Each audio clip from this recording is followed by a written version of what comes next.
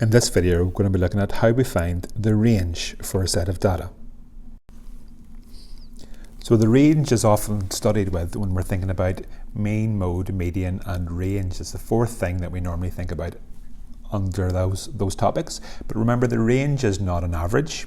The range gives you a measure of how spread or how dispersed the data happens to be. So the definition of range is just the difference between the highest and lowest values. Remember, the word difference in mathematics means that we are going to subtract. So we subtract the lowest value from the highest. So in simple terms, the range equals the biggest take away the smallest. So simple example to get us started, find the range for this data set. So the only two numbers I'm interested in are the biggest value and the smallest value. And I can see that they're towards the end of this. So we've got 3, 4, 5, 5, 3, 7, 8, and 2. So the biggest value is our 8, the smallest value is our 2. So very simply, the range equals 8 minus 2, which equals 6. So the range is going to be a specific value. It's not going to be something like just saying 2 to 8, and in fact that would be the common mistake here. So some people write for this example that they might say the range is 2 to 8, and that's not correct. In mathematics, when we talk about the range, we want a single value. So never ever write the range as 2 to 8.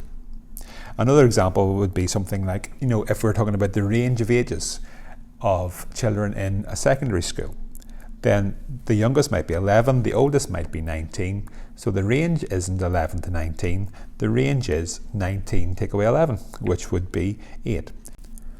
So simply speaking, if we can find the highest value and the lowest value, we just subtract them to find the range. So one last simple example to finish off, find the range of ages in this family. So could be a typical family, might be made up from children, parents, aunts, uncles, grandparents, we don't know, and doesn't really matter.